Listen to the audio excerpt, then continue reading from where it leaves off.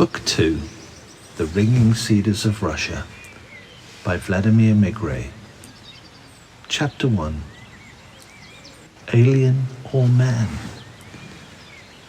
Before telling about further happenings connected with Anastasia, I would like to thank all the leaders of religious denominations, scholars and journalists, along with ordinary readers who sent in letters, religious literature, and comments regarding the events recounted in my first book. Anastasia has been called many things. The press has referred to her as Mistress of the Tiger, a Siberian wizard girl, a fortune teller, a divine manifestation, the girl from outer space. And so when one Moscow journalist asked me, "Do you now love Anastasia?" I replied to her, "I can't really tell what my feelings are." And all at once the rumour started flying around that I was incapable of grasping anything at all because of my immaturity in spiritual matters. But how can one love when it's not yet clear just who is there to be loved? After all, no one has yet been able to come up with a single definitive description of Anastasia. On the basis of her assertion, I am man, a human being, I am a woman, I've been trying to come up with some sort of explanation for her extraordinary abilities. Initially, everything seemed to be falling into place. Who is Anastasia? A young woman born and living as a recluse in the remote Siberian taiga, brought up after the death of her parents by her grandfather and great-grandfather, who have also been living the life of a recluse. Can one consider the loyalty of wild animals to her something unusual? Even this is nothing out of the ordinary. Many animals in peasant farmyards get along peacefully with each other and treat their human masters with respect. A much more difficult task is determining the mechanism whereby she is able to see things at a distance and can know details of various events, even those that occurred thousands of years ago, and to be completely conversant with our contemporary way of life. How does this ray of hers work when it heals people far away, when it penetrates the depths of the past or peers into the future? Philosophy professor Kim Ivanovich Shilin, who is also a corresponding member of the International Academy of Information, has written a number of articles analyzing Anastasia's sayings. In one of them he wrote, "Anastasia's creative potential is a gift of God, a gift of nature, which is universal, not merely a personal gift to her. All of us collectively, and each one of us is in particular, are connected with the cosmos." The means of escaping an approaching catastrophe lie in a harmonious synthesis of our cultural principles. The development of this type of harmoniously pure childhood culture results in a feminine cultural type. This cultural type has been expressed most fully and clearly in Buddhism, but also in our Anastasia. It may be formulated in the following identification chain. Anastasia equals Tara, equals Buddha, equals Maitreya. Anastasia is in the fullest sense man, in the likeness of God. Whether this is true or not is not for me to decide. Only I can't understand why, then, she hasn't written down any teachings, like all other enlightened people, in the likeness of God, and instead has concentrated, all during her 2 decades of conscious awareness, on Dashniks. Nevertheless, in reading what various scholars have to say, I have been able to conclude that she is not some kind of crazy person, inasmuch as there are at least hypotheses in the scientific world about what she has talked about, and experiments are being conducted on certain aspects of her sayings.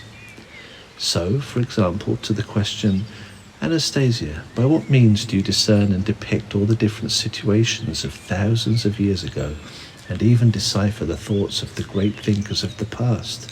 she replied, "The first thought, the first word was the Creator's. His thoughts still live today, surrounding us unseen and filling universal space, reflected in material, living creations produced for a number one creation, man. Man is the child of the Creator. And like any parent, he could wish for his child no less than what he has himself. He has given him all, and even more, freedom of choice. Man can create things and perfect the world by the power of his thinking. No thought produced by man disappears into oblivion. If it is a thought of radiant brightness, it will fill the space of light and rise on the side of the forces of light. A dark thought, however, will fall on the opposite side. And today, any man may make use of any thought produced at any time, either by people or by the Creator. Then why doesn't everybody use them? Everybody does, but in varying degrees. To use them, one is obliged to think, and not everybody succeeds in doing this because of the vanity of daily life. So all you have to do is think, and the ability comes to you, and you can even discern the thoughts of the Creator. In order to discern the thoughts of the Creator, one must attain a purity of thought appropriate to him, as well as the pace of his thinking. To discern the thoughts of enlightened people, one must possess their purity of thought and the ability to think at the same rate. If a given man has insufficient purity of thought to communicate with the dimension of the forces of light, the dimension in which radiant thoughts dwell, then man will draw his thoughts from their dark counterparts and will end up suffering himself and causing others to suffer. I'm not sure whether this is directly or only indirectly explained by academician Anatoly Akimov, director of the International Institute of Theoretical and Applied Physics at the Russian Academy of Natural Sciences, in his article in the magazine Chudesa и Приключения, Wonders and Adventures, entitled Physics Recognizes a Supermind.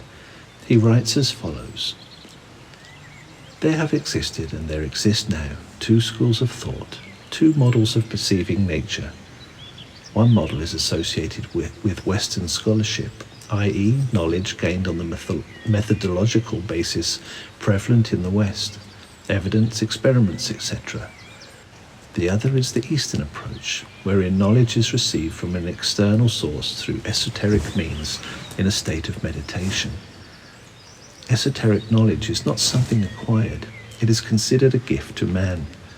As it turns out, at some point this esoteric approach was lost, and a different route was embarked upon, one extremely slow and complex. Following this route, it has taken us over 1,000 years to arrive at a level of knowledge which was common in the East 3 millennia ago. I have the intuitive feeling that those are right to say that the matter filling the whole universe on a field level is some kind of interrelated structure. In his book, The Sum of Technologies, in a chapter entitled The Universe as Supercomputer, Stanislav Lem proposed the existence of a gigantic computer-like universal brain. Imagine a computer the size of the observable universe, with a radius somewhere in the order of 15 billion kilometers, filled with elements taking up a volume of between 10 and 33 cubic centimeters each. And here this brain which fills the whole universe is naturally endowed with powers which are incapable of imagining or even fantasizing.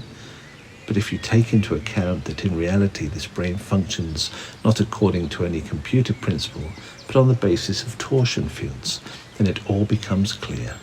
The manifestations of the absolute proposed by Schelling or the Shunyat of ancient Vedic literature, these in essence constitute a computer. And there is nothing in the world apart from this computer. Everything else is some form or another of the absolute.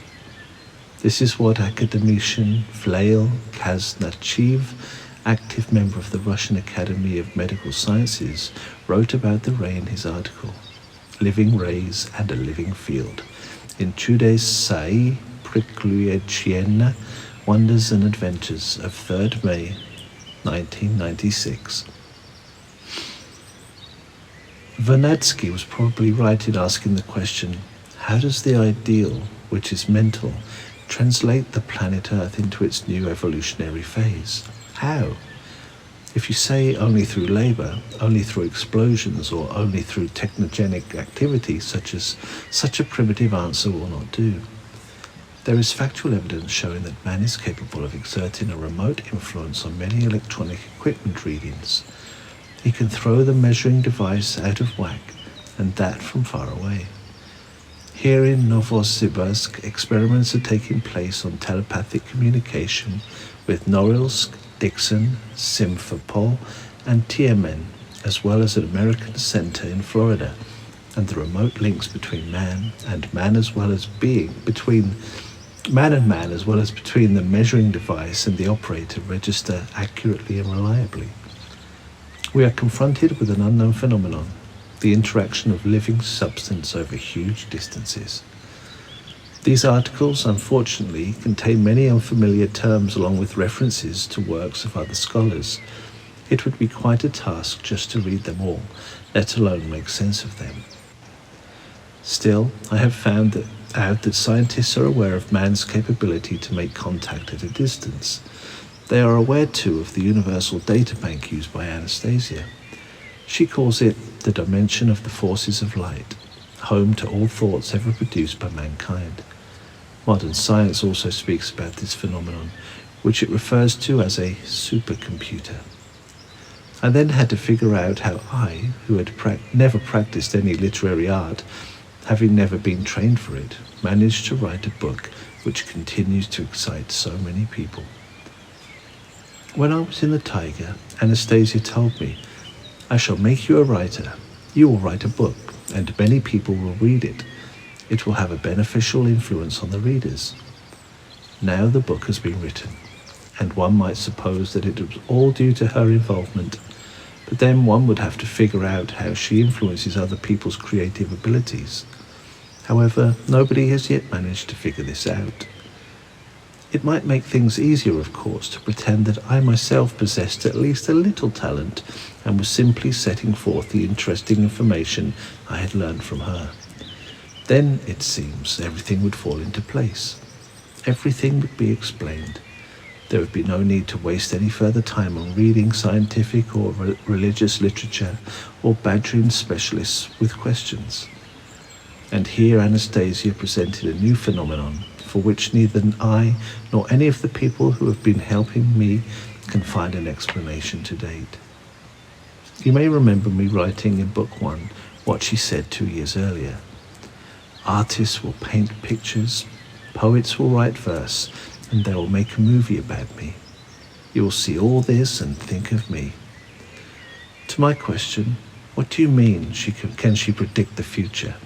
Anastasia's grandfather replied, "Vladimir, Anastasia does not predict the future. She visualizes it and turns it into reality." Words, just words. Words come cheap.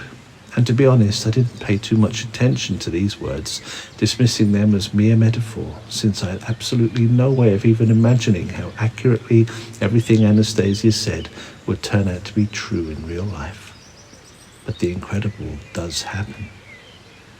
Anastasia's words are starting to come true in reality. First, there was the flood of poems. A few of these poems I published at the end of Book 1.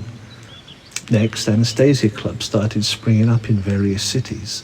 The first of these was in the city of Gelendzhik, where they held an exhibit of paintings by the Moscow artist Alexandra Sayenko, all dedicated to Anastasia and nature. I visited the clubhouse and looked at the walls hung with large pictures. The surrounding space seemed to change in appearance before my gaze. From the many pictures, Anastasia looked out at me with her kindly eyes. And the scenes, I couldn't get over it. Some of the pictures showed scenes from this second book, which hadn't been published yet.